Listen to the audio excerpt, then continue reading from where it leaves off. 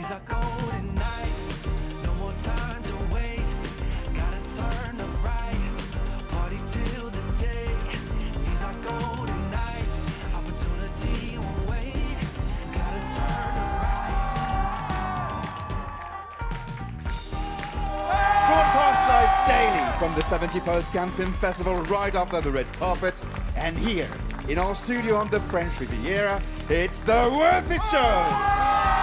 And now from the Hotel Martinez Beach, here's your host, Jeannie Gardula. Good evening, everybody. Welcome to The Worth It Show. Hey, Cannes! Hello, studio audience.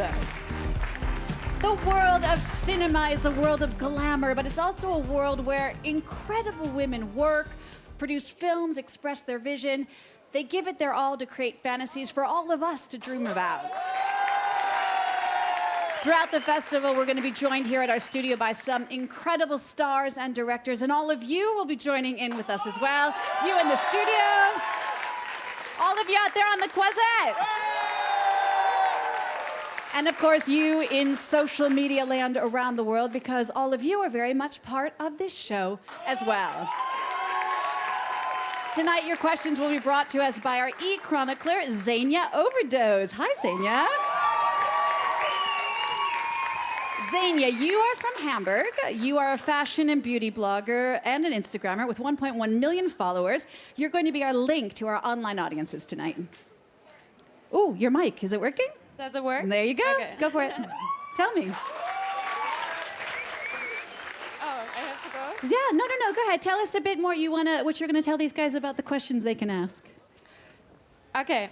Hi, everyone. You can now start posting the questions you want to ask Helen Mirren, Lisa Azuelos, and Aishwarya Rai right now. You can use the hashtag #WorthItShow, and you can post the comments about the show, or you can tell me what you think about the red carpet makeup. Okay, thank you. Thanks, Xenia. Now, we are broadcasting live on social media to more than 20 countries worldwide. Let's meet tonight's special guests. Ladies and gentlemen, please welcome the director of French hit comedy Lull and its American remake starring Demi Moore and Miley Cyrus. She'll tell us why 82 women just walked up the famous Cannes steps together. Lisa Azuelos.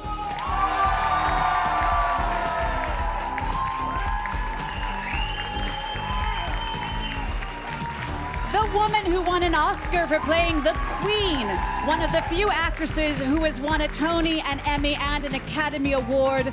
She also has 3 Golden Globes, 4 BAFTAs, and 2 Best Actress wins here in Cannes, Dame Helen Mirren.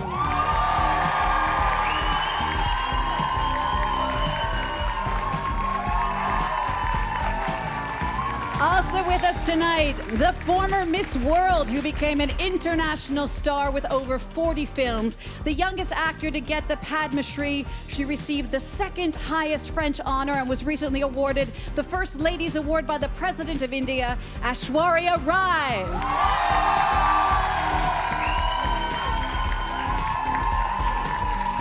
Aishwarya, welcome.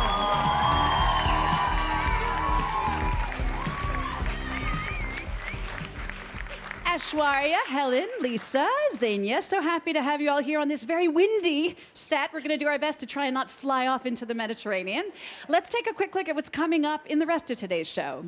We will meet Isabelle Adjani in Beauty versus Cinema. The movie icon gives us her rapid-fire answers to our questions, bringing those 2 worlds together.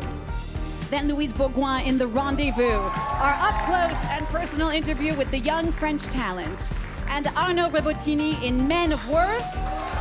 We'll finally get a chance to ask the award-winning composer questions women usually get asked. And by the end of tonight's show, Helen Mirren will step up to our nightly challenge. So thank you.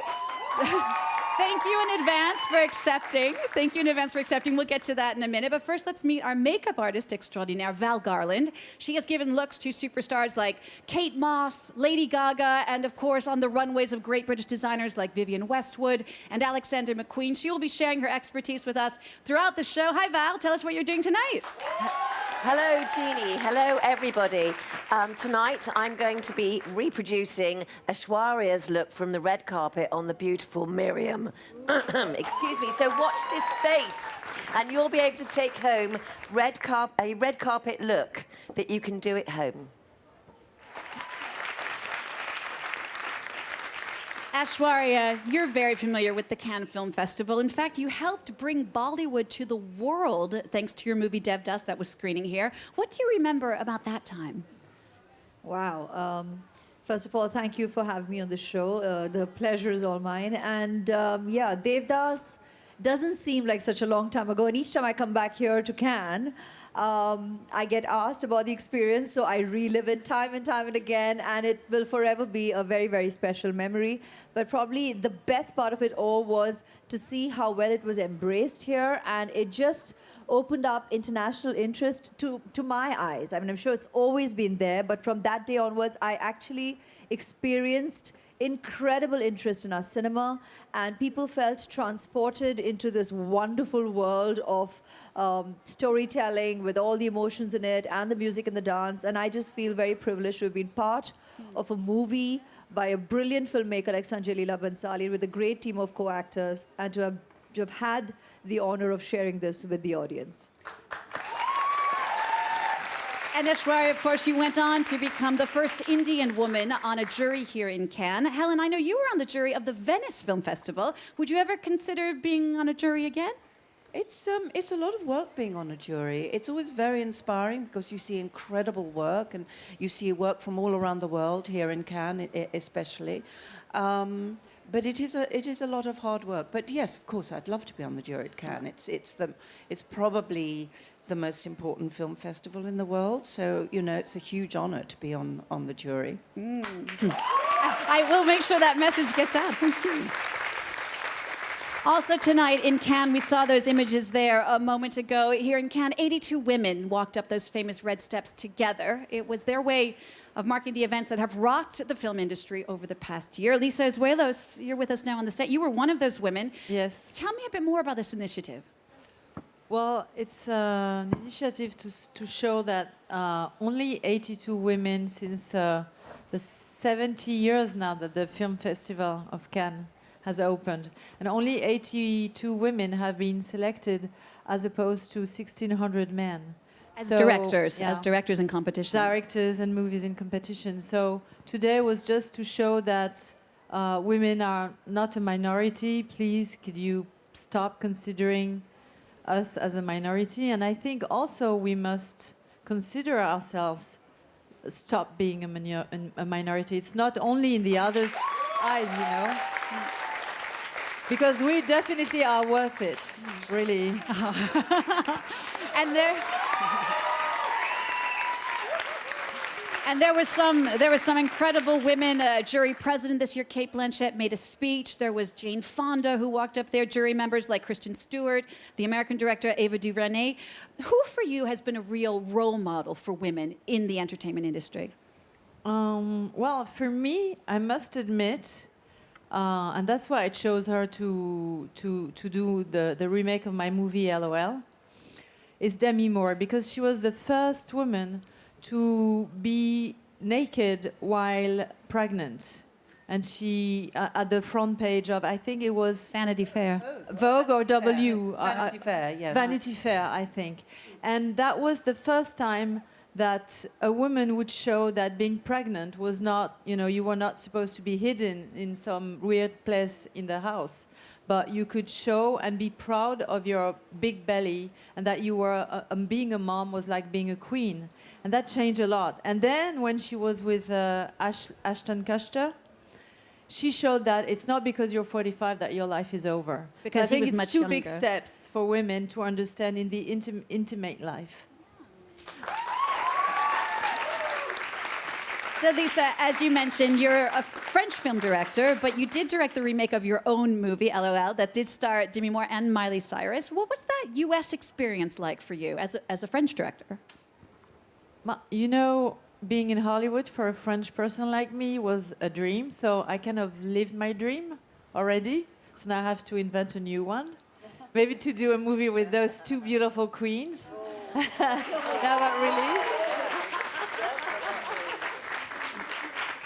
Well, Helen, on the flip side, you actually did a movie where you played a French woman. I did recently, yes. I did a film called 100-Foot Journey. I played a French restaurant owner and very, very serious about food and French food in particular.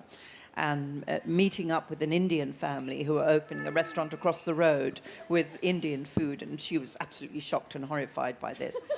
So it was a comedy. It was fun.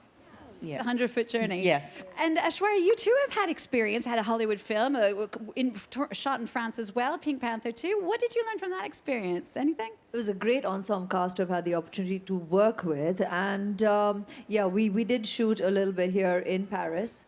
And it's always fun returning to France. I mean, you all just are so loving and so accommodating and so excited about art and creativity. So it's always fun here. That's certainly true. Well, we like to spin things around a bit on the show. We're now going to give the floor to what we call the Men of Worth, a segment where men answer questions that women usually get asked. Tonight, we will hear from the award-winning composer of the music of last year's Cannes sensation, 120 beats per minute. This is Arnaud Rebottini.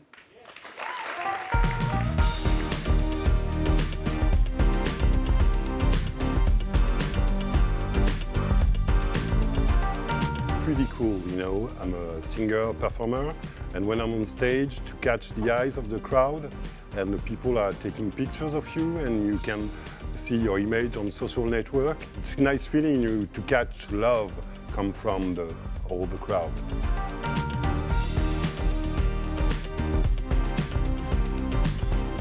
It's a bit old school, sorry, but my wife takes care a little bit more than me about our son. A gospel diva, because my voice is way too low, and I'm a white guy, and I sound more rockish, so I love to be a gospel diva. Hop là.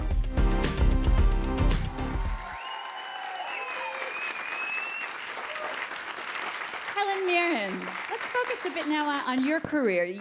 You've done so many different things over the 5 decades of your career. You've done loads of classics on stage, but in film, it seems to me that your choices have been much more eclectic. You've done such a great variety of stuff, obviously playing the Queen, but also an action movie like Fast and Furious, comedies like Calendar Girls, which I just love, cartoons, a kids movie coming up, a ghost story in Winchester that you just did.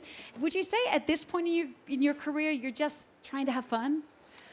I'm having a complete fangirl moment, and I'm having so much fun sitting with her. So thank you. Yes. Complete My fangirl next moment. movie is in India, definitely. Of course it's fun, yes, but it's also work, you know. We work. We get up very early and we sit in the makeup chair, and sometimes it's cold and sometimes it's hot, and, you know, of course it's fun. And it's great fun doing movies like Red and Fast and Furious. And I love watching those movies as an audience, you know. I love a great action movie. So I kind of wanted to, you know, be in that. I have a very serious side of my career as well. So I thought it'd be nice to mix it up a bit. And you once said that you didn't want to do film or TV before you had conquered William Shakespeare. So how did the Bard of Avon actually help you in Fast and Furious? Not too sure, too much in Fast and Furious, really. But you know, I think every role you do, every part you take, every director you work with, every fellow actress that you work with teaches you something. So the whole process in my profession is really a process of learning, and it's an endless process of learning, and that never stops, you know. And sure, I've done many, many different roles in many different kinds of films. I never feel as though I've stopped learning. And you learn from young actors, you know, more than you learn from older actors. People often say, oh, you know, what did you teach them? I said, I didn't teach them anything. I learned from them, you know, because they're fantastic. So, you know, it's just a process of constant learning, really. And you seem like someone who was very confident, to say kind of whatever you like, but always with grace, with irony, I find. But in your past, have you ever found that this sort of free speech, this free tone, might have hurt you in your career, or in your private life?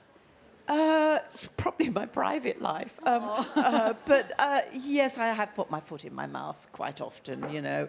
But, you know, you have to get on with it. I've always felt that it's the work that counts. You know, as long as your work is good and authentic and true and dedicated, the rest of it is fine. You can, you know, get through all the ups and downs and the dramas and the scandals, maybe, or whatever it is. But as long as your work is authentic, I think that's what matters. Now, Meryl Streep has called you an acting goddess, and apparently the two of you are friends. I heard she's sort of your partner in Yes, she crime at is. times. What's the craziest thing that you've ever done together? Oh, you know, she's very, very smart, Meryl. That's the thing. You know, she's, of course, the most brilliant actress, but she's very smart. And she's got a wonderful sense of humour. We've never done anything crazy together, but she did say to me one day, she confessed to me, she said, you know, I stole your hair for The Devil Wears Prada. For The Devil Wears Prada. She said, I stole your hair. Helen, we were saying before, you have won so many wonderful awards in your career, as has your husband, the director Taylor Hackford, who also won an Oscar very early in his career. If you were washed up on a desert island and you could only take one of those awards with you, which one would you choose and why? Oh, wow, that's a very difficult question, really. I'd probably take the Silver Toucan. Which is? Yes. I got that. That was one of the first film awards I ever got. Before the Oscar and Cannes, I won the Silver Toucan from the Rio Film Festival. That's lovely. Do you remember what movie it was for? I was waiting, you know, because they send it to you. You know, often you win an award, they're too heavy to carry, so they send it to you. So they were going to send me the Silver Toucan. I was so excited. When does the Silver Toucan arrive? I can't wait. Has not here yet. Oh my God, when's it going to get here? So 6 months later, the Silver Toucan arrives, and it's very heavy in the box. And I open the box up, and it's basically a piece of rock, like about this big, with this little tiny silver toucan on the top. Little silver. So funny. I love it. My favourite award ever. Helen, it's funny. Some people might find it hard to believe you are, after all, Dame Helen Mirren, but you also have a tattoo. Would you mind showing us what it is? What's the story? Is there a story? Sorry? What's the story behind it? I got very drunk on a reservation. No,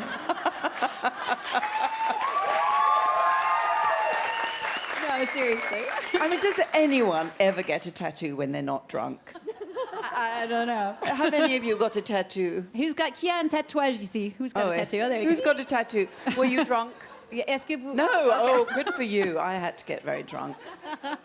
It was done with a safety pin. It was so painful. Oh, dear. Oh, my God. But does it It's like a represent prison anything? tattoo. Does it? Do you feel Yes, symbolizes it something? represents a very beautiful idea, which is basically equal and opposite. That someone can be as different from you as you can possibly imagine, but have equal value to yourself. So it's something I believe in life. That's beautiful. Equal but opposite. Thank you Yes. so much. Xenia, do we have questions via our social networks for our guests? Yes, there are actually tons of questions, posts, and comments at the L'Oréal Paris social media pages. And here's one question for Helen from Marion Merian. Helen, it looks like you pretty much do everything you want. Can you do one silly thing for us live right now? A silly thing Yes, right a now. silly thing. You can do it with Aishwarya if you guys want to do it silly together. thing?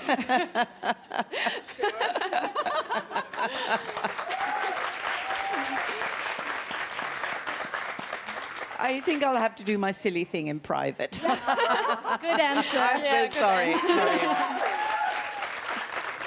Good answer, thank you. All right, it's time now for our special segment on the show called The Rendezvous. This is our up-close and personal interview with a star, and this evening we'll talk to the young French actress, Louise Bourgoin. Take a look. These are golden nights. Mon vrai prénom c'est Ariane, j'ai choisi de m'appeler Louise en hommage à Louise Bourgeois, une grande artiste contemporaine qui est décédée il y a quelques années. On avait vraiment l'impression qu'elle avait créé un personnage tout autour de ce qu'elle proposait. Et on ne savait pas si ce mensonge faisait partie de l'œuvre ou si elle était tout simplement un peu folle. Et c'est pour ça que j'ai très vite eu l'impression qu'une artiste contemporaine, c'était aussi un peu une actrice. Je suis beaucoup trop dans le contrôle dans la vie, donc j'ai besoin de lâcher prise à travers le dessin. Et très souvent, je m'impose de ne pas gommer et donc de transformer mes erreurs en traits plutôt créatifs. Un trait de dessin, c'est comme une ligne d'état d'âme. Quand ça fait très longtemps que je n'ai pas dessiné, je suis un tout petit peu plus tourmentée. L'art, ça m'équilibre tout simplement. Pour moi, la beauté, c'est presque anecdotique. Moi, ce qui me touche, c'est l'humanité.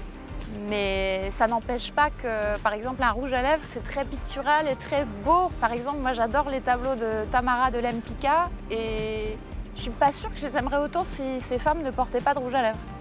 Donc ça participe à l'ensemble, mais ça doit être un moyen et non pas une finalité. Il faut vouloir être avant de vouloir être belle. And our guest tomorrow on the Rendezvous will be the great Jane Fonda. As Val now is recreating Aishwarya's look on Miriam in the beauty salon, we're going to go back to you, Aishwarya. Talk a bit more about you, your life, and your career. You were, as I was saying before, the first Indian actress to ever achieve real fame around the world. It all started here in Cannes, as we were saying. You also became the first Indian actress on a jury here in Cannes. So here's my question for you.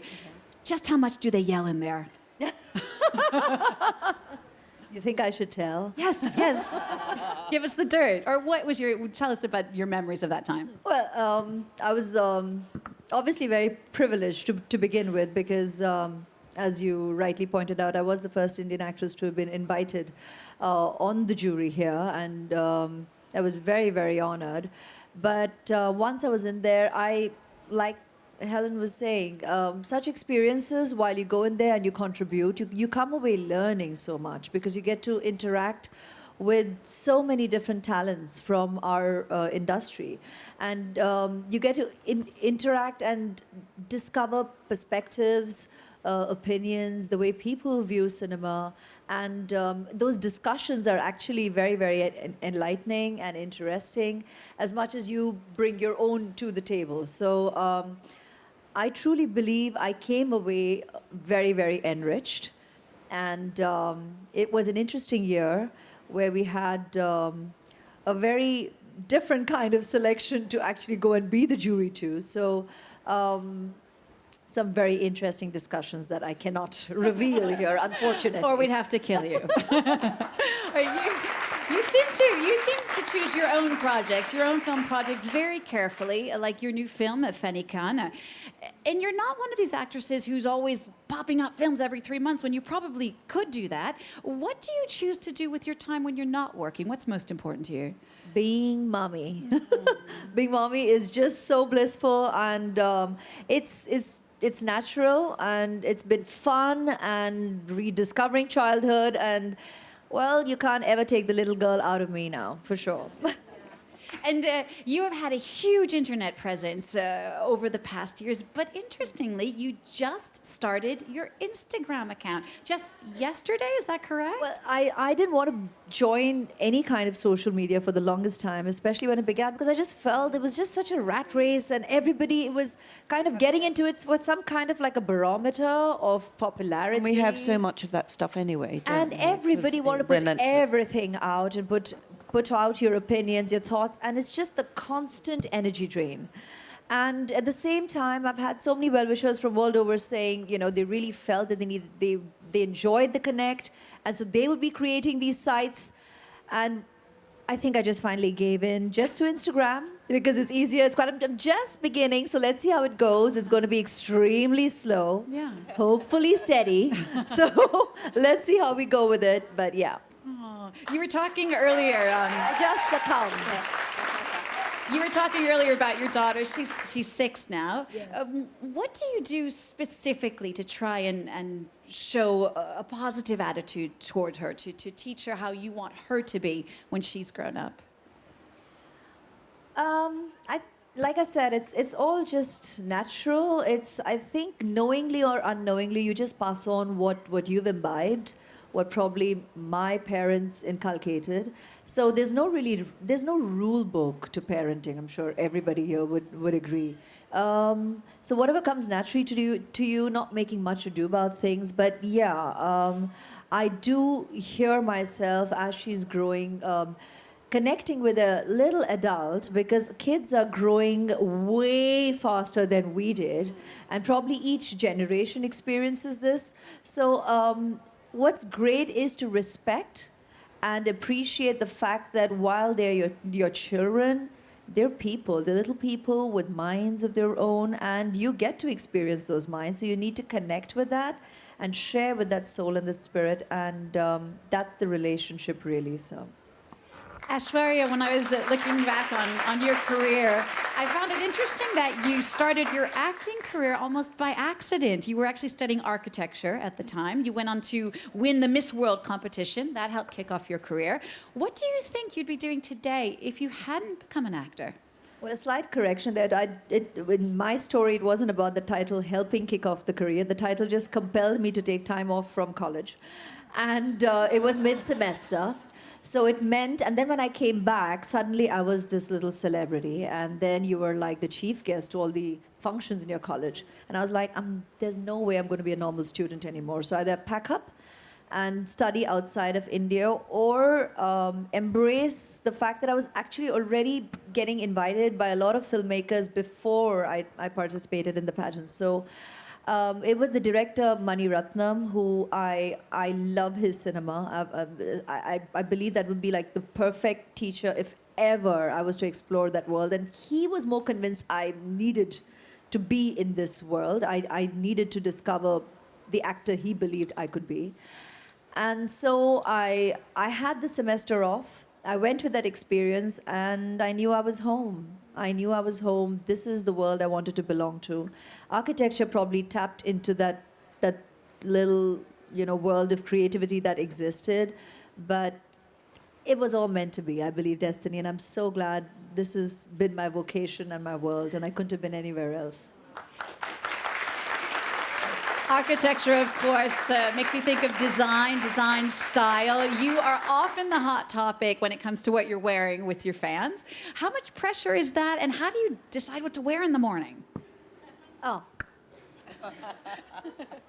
Get out of my pajamas, if I have them on. Ooh. And get on with the day, just for what it should be. I mean, all of this is a team. It's an incredible team that always comes together, and you have to give that shout out. You have to thank them for them working so hard, and for us it's art. It's just getting the opportunity to have fun with creativity and work with all these different talents and go with the flow. Helen, is it still fun for you to play with your look, to try out different stuff, to wear what you call your strip-teaser shoes, as you once dubbed them? Well, I wear my strip-teaser shoes because so often you're on the red carpet, and the women are often very tall, aren't they? They're enormous. You feel a squat little thing in the middle of. So my stripper shoes, they're real stripper shoes. They're like, the platforms are like that high. Heel is like that high. So I'm immediately eye to eye with Nicole Kidman, Hi, Nicole. So that's pure competition. But yes, we are so lucky, aren't we? Incredibly lucky to experience these beautiful pieces of art, these artisanal, incredible. The design, but also the making, the detail, the people who sew the clothes and put them up, and the people who come and fit you. All of these people are extraordinary artisans, artists in their own right. So, it's a great honor, really, to be able to experience their work, let alone wear it. Yes. Aishwarya, we were talking a bit about Bollywood before, but I think it's important for people to know that Indian cinema isn't just about Bollywood. I'm thinking in particular of a political comedy called Newton that just won Best Picture in India, and that was India's pick for the Oscars this year. Do you think the success of films like that can draw global audiences to other kinds of Indian cinema? It's always existed. In fact, even this term Bollywood, I don't know how long we all try to run away from it, and now we're just stuck with it because it's even in the dictionary. So there's no getting away from it. And we always identified our cinema as the Indian film industry, and that entails, of course, primary Hindi films, but we've got Tamil films, Bengali films, Malayalam. They're made in all the languages of India. And even the Hindi films got primarily recognized as these musicals because it is an amazing experience to, and I have been the audience to our films as well, and I enjoy the song and dance, and it's a great getaway. But having said that, that's not always been our cinema. But with the world getting smaller, with the kind of attention being shared, social media, there's this entire movement of us just feeling that we all now belong to a more intimate global community. And with that kind of attention, you discover a lot more of our cinema, which has always existed. But yeah, thank you for recognizing even our, other movies apart from the mainstream musicals. And it'll draw the audience as meant to be. Thank you so much for that, Aishwarya Rai. Lisa, thank you so much for having been with us. I know you have to run. Cannes is a very busy place. Thank you. Thank you so much for here and for your initiative, 82 Women on the Steps of Cannes. Thank you very much for telling us about that. Thank you very much. Thank you for having me. We're now going to take a closer look at the link between beauty and cinema with our segment called Beauty versus Cinema. This is a short interview where each question has two different answers, one having to do with beauty and the other having to do with cinema. I'm just going to do an example. For example, Helen, if I said to you, your first time beauty, what would you say? My first time beauty, I don't know. The first makeup you wore, the first... Oh, God, I don't know. All right. Aishwarya, how about you? The first time you put on makeup, do you remember when that was? No. A school recital, maybe? Oh, okay. Yeah, it would have to be some kind of a school recital. I'll take it. First time cinema, the first movie you saw. Well, that I remember. I mean, I saw other movies before this, but this was the movie that transformed my understanding of what film could be, and that was L'Avventura, Monica Vitti in L'Avventura, which I saw in a funky old cinema on a rainy afternoon in England, and the scales fell away from my eyes, and I understood what the possibilities of film for the first time. Wonderful. So that is the concept. So everybody got it? Beauty versus cinema. You are going to play too by posting your own answers. We'll now see what French icon Isabelle Adjani had to say.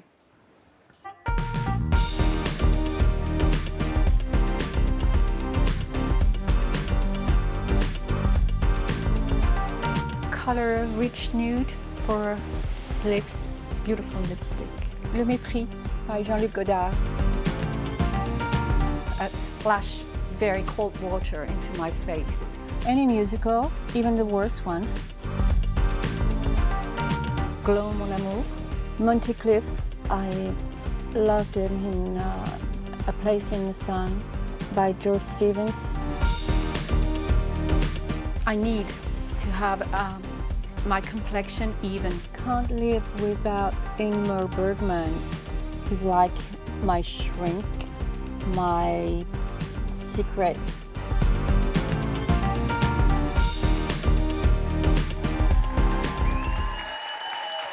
The great Isabelle Adjani. You know, every night on this show, we do like to have our guests share a hidden talent. And Helen, it turns out that you actually have a hidden talent for gardening, apparently. Is that correct? Well, that's arguable. There are many gardeners who would say, no, she has no talent. But I do love gardening, I do. It's very meditative, it's a great antidote to what we do in our professional life. So yes, I do enjoy it, yeah. I will take that. We're now going to do something called the Green Thumb Challenge.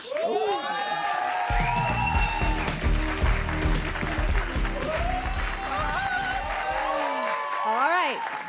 Obviously, we're not going to make you garden on set, so don't worry about that. But we do have a little game for you. We are going to bring on a series of flowers. They're on a tray in front of you. I would like you, please, to close your eyes. You will feel, in a minute when they come. I'll explain to you first. You will pick up a flower. You can use your nose. You can touch it, but you can't see. You can't look at it. You need to tell me what flower it is. Okay. Is that okay? I'll try. I'll try. All right, close your eyes, please. All right, let's bring it in. Guys, eyes closed, eyes closed. Okay, Helen, go ahead, grab one of the flowers. Pick one up. There you go. That's good. Grab it. Yeah, the other way. The other way. Keep your eyes closed. Eyes closed. Eyes closed. My eyes open. Oh, there you go. Okay, go It ahead. feels like a tulip, but I don't know if it's or no, maybe it's a lily. It's a lily. Bravo. Okay, one. Next one. Thank you, Aishwarya. Next one. What do you think? That's a peony. Oh, wonderful. She's too good. Next one. What's this? I would say that's a rose. Oh, you are so good. And there's one left if you can reach it, and then we're done. Is that it? You can smell that one. What is that one? I would say, is it lavender? Very good. Lavender. 100%. Well done. Oh my God, I got it Congratulations. Well done.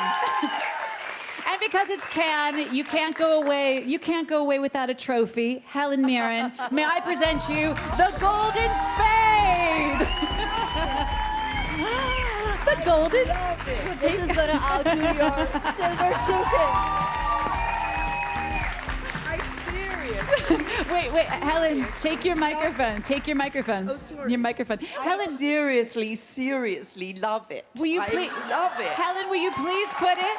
Will you please put it next to the silver toucan? Oh, it's going to go right next to my silver toucan. Absolutely, it's fabulous. Wonderful. I'll let you take a look at that. In the meantime, we'll go back to our beauty salon. We're going to check in with Val Garland. Val, are you happy with the result? Well, I'm very happy with the result. I've called this look punk couture, and I've broken it down into 3 easy steps. The first step is what I call mesmerize. So we've taken the Cherry Mon Cherie palette, and from this palette, I've used this glorious bronze and this beautiful sort of like highlight just under the eyebrows there. And then just to get a little bit more of a mesmerize, I've taken these gorgeous sequins and just sort of dotted them on top of the tattoo liner across the eyes. And that just gives you that sort of red carpet sparkle. Next step, we go to the cheeks. It's all about a glorious sort of like glowing summer sort of like cheek effect. So I've done cheekbone check-in with Life's a Peach. So that's there. And then to complete the look, it's all about pinky punk lips. So I've taken the infallible Pro Matte Gloss and just applied that all over the lips. And I think she looks rather special. Thank you. Hope you like it. I hope you do it at home. Thank you. Just move around a little bit. There we are, just from side to side. Lovely. Xenia, I think you have a question for Val. It actually does look easy. I feel like even I could do it at home. So if you have any questions, don't hesitate to ask Val Garland your makeup questions. And Xenia, I think you have a question for Val, don't you? Yeah, so there's one question. So if you pick the color of your lipstick, should you pick it according to your skin type or your makeup or the color of your eyes? Well, in my opinion, I think it's entirely up to you as a woman. You can go matchy-matchy, match your lipstick to your outfit perhaps, or you can be a little bit irreverent and go the opposite way. I think the choice is yours. We're all empowered. So makeup's fun, so why don't you do what you want to do? You know, we're all worth it. Play around. Makeup's fun. It's up to you. Val, thank you so much. Val, Xenia, why don't you guys come and join us here on the set? We can take a closer look at all of that. Great. Thank you, Miriam, and a huge thanks to all of you L'Orealistas.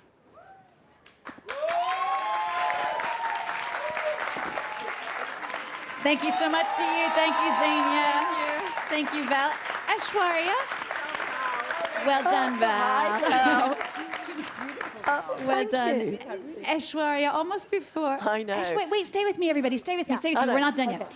We're almost done. Just before we wrap up, we were talking earlier. Helen was saying that she found gardening very meditative, something that just got her away from all of the craziness of her work life. Again, what do you do? What's your secret hobby that people might not know about? Something you do to make yourself feel better? I should not be telling what people do not know about. Go ahead. It's a scoop. I think we should leave it at that. I do that as well. All right. We'll let our minds wander. Aishwarya, I can say, however, though, I think we have a little surprise for you, don't we, Xenia? Yes, Aishwarya, you've been a spokesperson for L'Oréal Paris for 15 years. And here's your happy 15th anniversary cake.